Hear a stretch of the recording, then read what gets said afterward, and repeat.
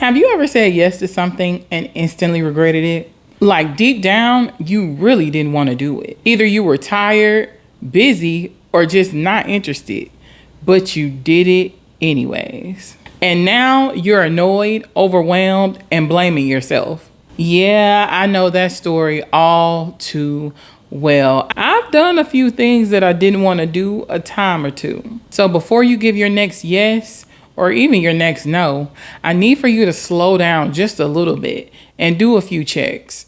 Because some of y'all are just saying yes for all the wrong reasons. And it's starting to mess with you more than you realize.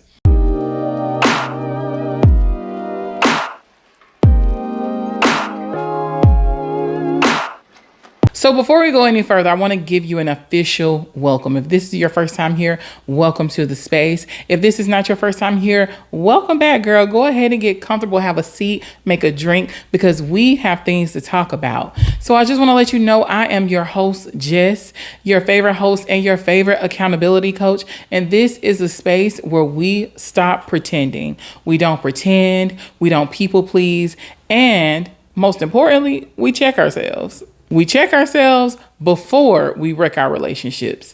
And not just relationships with other people, also the relationship that you have with yourself. So if you're trying to grow, if you're trying to heal, if you're trying to show up differently, then this is the channel for you. So if you've been struggling with saying no, or you say no and then you feel guilty about it, I want you to go down in the comments right now and type I feel seen, because you are not alone and we're about to talk about it. So let's get straight into it, because most of us don't say yes to things because we want to. We say yes to things because we're just quick to react. You feel the pressure, you feel the guilt, you feel awkward. And instead of taking the time to check in on yourself, you just answer questions on autopilot. So in the future, I want you to ask yourself these 3 questions before you respond to anything. First, am I doing this to avoid a reaction? Am I afraid of looking selfish? And am I trying to be liked? If your answer is yes to any of those, you really need to slow it down. So this takes me into my first tip of the night. Instead of you responding right away, you can say something like, let me check my schedule and I will get back to you. You need to give yourself permission to think before you commit, because everybody does not deserve access to your time just because they ask for it. So before you give that yes, get in the habit of checking your bandwidth first.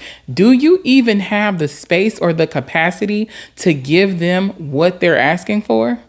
Ask yourself, do I want to do this? Do I have the time to do this? Will this throw off the things that I'm already trying to stay on top of? Too many of us are overcommitting because we're trying to be the dependable one, while standing by and letting our own stuff pile up. And now you're mad. And it's not because they asked. It's because you didn't take the time to pause and put yourself first. And let's just call it what it is, because sometimes we say yes because we're scared of what happens when we say no. You're too worried about if they're going to switch up on you or not. You're too worried about if they're going to think that you're selfish or look at you as if you're flaky. So what do? You say yes, and then you feel stuck. And at that point, you're faced with another set of questions. You now need to ask yourself, if I say no, do I trust this person to respect my decision? Do I feel like I owe them a yes? And if I do, why? And am I constantly putting myself last in this relationship? And that's going to tell you everything you need to know, not about what they're asking you, but more so about your relationship dynamic. So if you're currently struggling with telling someone no, if you feel like the dynamic in your relationship doesn't leave room for you to give honest answers, I want you to drop it down in the comments. Who is it that you struggle with saying no to? Because truth be told, sometimes it's not the what, it's the who. And that makes a really big difference on how hard you're struggling with delivering that no. And if just the thought of saying no makes you nervous, then it's time for you to practice. Say it out loud, say it in the mirror, text it to yourself. Do whatever it is that you need to do to get yourself used to saying no. Because if you don't practice your boundary, you're going to find yourself falling right back into old habits. You're going to find yourself back over explaining, and then you're going to find yourself back to overcommitting and then backing out. Which leads me into my next point. Your no does not require an explanation. No is a statement. There's a period behind that no. It does not require an explanation, but I do have tips for all of my over-explainers out there, myself included. So these are some things that you can say to make sure that you're not overdoing your no. First, you can just say, that's not something that I can commit to, period. You don't have to say that's not something I can commit to right now or today. That's not something that I can commit to, period. I'm not available right now, period. I won't be able to make that work, period. Do not put a comma where there should be a period. That's it. You don't need to give an essay. You don't need to have that nervous laugh to make it seem like you're joking when you're really serious. No 21 reasons why. You are allowed to decline. And saying no does not make you a bad person. So please do not feel like you're a horrible person just because you had to tell someone no. It just means that you're finally choosing what matters most.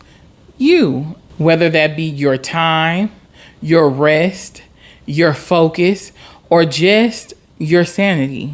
Because you have to ask yourself, what would I be sacrificing if I said yes to this? I know that sounds extreme, but for every decision, something is sacrificed. We don't look at a lot of things like that, but if you're choosing between one or another, going out or staying home, going to dinner or cooking in, something is being sacrificed. So for every question that someone asks you that requires you to take an action, you need to assess what is it that you have to sacrifice in order for you to complete or be involved or do whatever task it is that they're asking of you. And if your answer is ever a peace of mind, an unnecessary amount of energy, or your own priorities, then that is definitely something that you need to be second guessing. Because I don't want you to feel like you are letting someone down. You are choosing to show up for yourself. So I know a lot of us have that symptom of backpedaling. This is the hardest part. You say no, but standing on that no is the hardest part. The guilt's definitely gonna hit you, especially if it's someone that you're not used to saying no to. You're gonna start questioning yourself. Did I do the right thing? Was I being rude? Was I being mean? Did I really not have the time? Don't do that to yourself.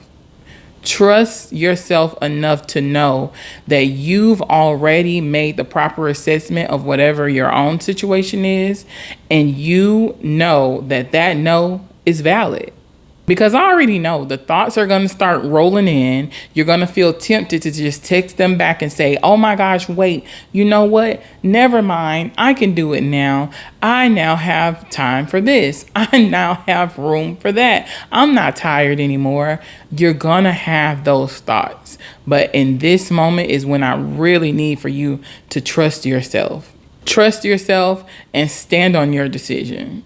Because here's the truth.